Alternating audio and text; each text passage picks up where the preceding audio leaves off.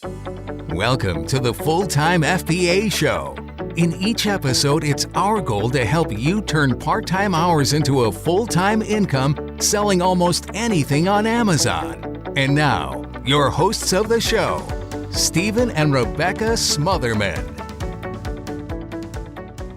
Hello there and welcome to another episode of the Full-Time FBA Show. This week we're on episode number 232 and we're talking about incorrect assumptions you're making that are costing you profits in your FBA business.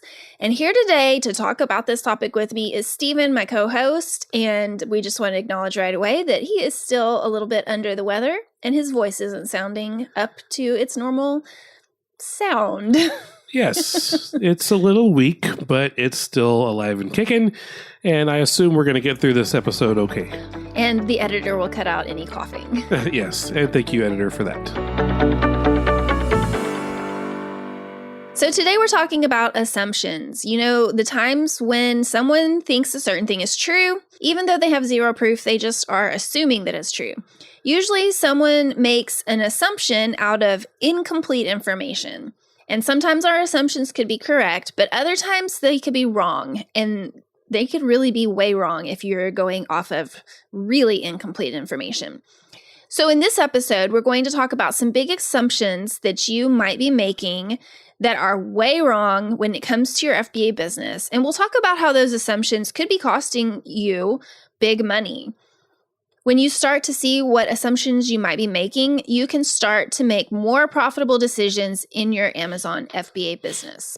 Yes, and I want to say right now, you can safely assume that this episode will help you avoid losing money. And you can assume that we can help you make more profits in your Amazon FBA business, but not simply because we're telling you these things, but because we're actually going to show you how. So let's get into that. Costly assumption number one. Amazon is saturated with too many sellers. Now, in this episode, these assumptions are not ranked with number one being the biggest assumption and the last one that we're going to talk about today being the smallest on the list. But I would say that this assumption number one, that Amazon is saturated with too many sellers, is probably the number one assumption that is going to cost you the most in potential profits. I mean, the fact is that Amazon is not saturated with too many qualified sellers. I mean, we actually went deep into this in episode number 183 of the Full-Time FBA Show. Be sure you can check that out, fulltimefba.com/183. But basically, it's a costly assumption because if you start to think for yourself that Amazon is saturated with too many sellers, you're eventually going to let that convince you maybe that's the reason why you're not being successful on Amazon, when there's way other reasons if it's not working for you right now. And we would love to help you get over those things in the Full-Time FBA Show and with the Full-Time FBA coaching. But no, Amazon is not saturated with too many sellers. Amazon is doing great. It may be costing you profits if you have this assumption as well, because if you're listening to this and you haven't actually started selling, it may be holding you back, thinking, is this even something I could do to make money? Is this even something that's worth trying? So don't let this assumption hold you back. It's just not true. Yep. Now, assumption number two is that there is no way this particular product that I just scanned and I'm analyzing will sell for a profit, whatever that product may be. We're talking about a hypothetical product here. Most of us hate wasting our time. And if you don't, I'd like to talk to you because I really hate wasting my time. So sometimes we just make simple assumptions that certain things are just not going to be profitable because we don't want to waste our time. And we let our incorrect assumption potentially rob us from making some good money on Amazon. Like we often say in our coaching program, don't make your sourcing decisions without looking at all the data. And making the assumption that something will not be profitable is actually using zero data. You may have heard us tell the story on the podcast before because it's our favorite story to tell about this type of assumption.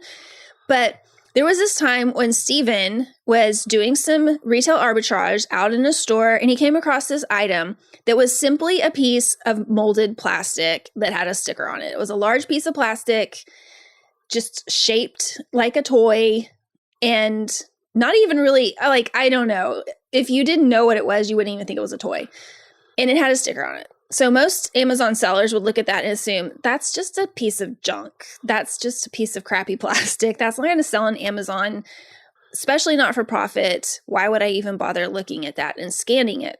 But that would have been an incorrect and very costly assumption to make. Stephen initially made that assumption too, but then he took 5 seconds to scan that barcode and look at the actual data about that item and found out that his assumption was incorrect. That item was very profitable and it sells super fast on Amazon. So he was able to stock up on this product and buy about 30 or 40 of them by sourcing it at multiple stores in our area.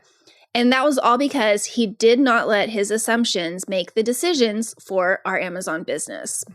Yeah, that was a fun thing to find and profitable. And I wish we could find it again. Right. I don't know if we can find it anymore.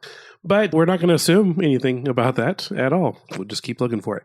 Assumption number 3, an incorrect assumption that could be costing you money, costing you profits, is this. This store, or this area of the store, will never have anything profitable for me to sell on Amazon.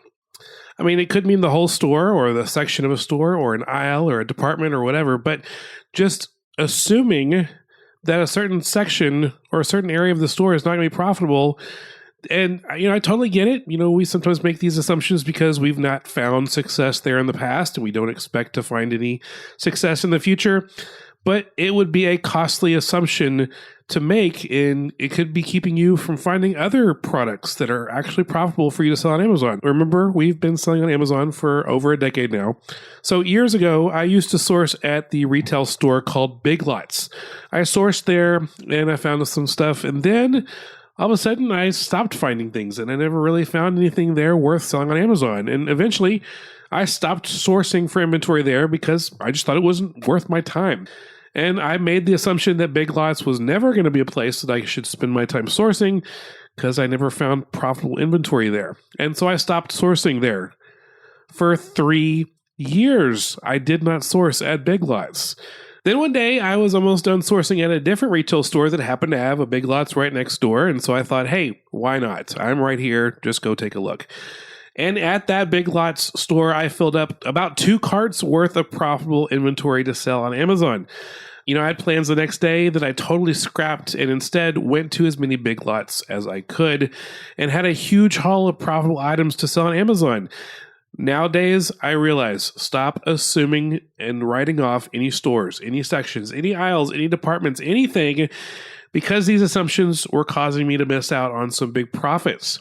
Now, this experience with Big Lots of mine, it doesn't happen all the time, but like I said before, sourcing inventory comes and goes in waves. Sometimes the store will dry up for a while and then it will be good again. And a section or a place or an aisle or a department will dry up and then not be profitable for a while, but then maybe it'll come back. So from time to time, check in on these places and go with the actual situation and never assume anything is not profitable. Actually get the real information or the data that it takes to make a profitable business decision.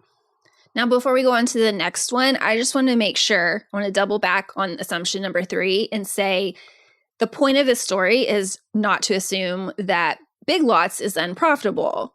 We're not talking about you should all go source at Big Lots Right. because it's profitable. We are talking about a specific experience here. The moral of this story is Stephen had written off a store, tried it again after 3 years and found, oh, wow, there's profits here. That is what we're talking about here. We're not talking about this specific store. So I just wanted to clarify on that because we don't want people to be like, okay, listen to the podcast. Stephen says go source at Big Lots. That is not what we're saying. No, try it out. Try it, but that's yes. not the point of this episode. Right. All right. So assumption number 4 that could be costing you profits in your business is this item that I just scanned is definitely going to be restricted for me. Why am I even bothering? I hope you're sensing a trend here that your assumptions could be wrong and they might be causing us to miss out on a profitable opportunity.